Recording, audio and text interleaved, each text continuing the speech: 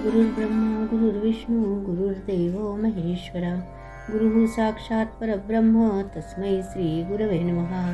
श्री गणेश दत्त गुरुभ्यो नमः. परमपूज्य श्री रामकृष्ण सरस्वती स्वामी महाराजांनी दिलेल्या मार्गदर्शनपर आशीर्वादांचे मी पठण करीत आहे. मारुती कासव गरुड. काही क्षेत्रांच्या ठिकाणी मुख्य मंदिराच्या प्रवेशद्वारी मारुती कासव गरुड ही देवांची चिन्हे असल्याने त्यांची स्थापना केलेली असते. अशा वेळी प्रथम त्यांचे दर्शन घेऊन नंतर मुख्य मंदिरातील देवतेचे दर्शन घ्यायचे असते. मारुतीचे खास वैशिष्ट्य म्हणजे तो दास्य भक्तीमध्ये सर्वात आदर्श आहे. शिवाय हे शक्तिरूप आहे. त्याची शेपटी ही शक्तीचेच रूप आहे. मारुती हे वानर रूप आहे, माकड रूप नाही. तरी त्याला मानवाप्रमाणे बुद्धी शक्ती होती. आजही ही चैतन्यमय शक्ती जागृत असल्याने भक्ताला त्याचे दर्शन मिळू शकते.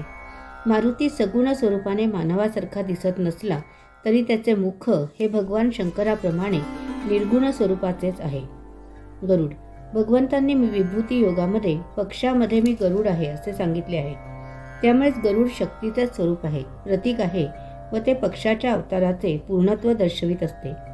शक्ती ही मुळात अदृश्य रूपात असल्याने गरुड या शक्तिशाली पक्षास विष्णूचे वाहन म्हणून दाखविले आहे. कासवाला त्याची इंद्रिये केव्हाही आवरता येतात.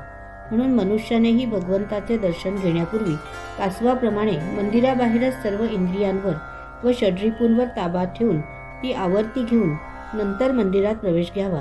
यासाठी त्याचे प्रतीक हे महत्त्वाचे मानून मंदिराबाहेर करून ठेवलेले असते. दैनंदिन साधनेसाठीतील आजच्या या भागाचे पठण परमपूज्य श्री गुरुदेवांच्या चरणी सादर अर्पण. ही सेवा परमपूज्य श्री गुरुदेवांच्या चरणी सादर अर्पण. श्री गुरुदेव दत्त.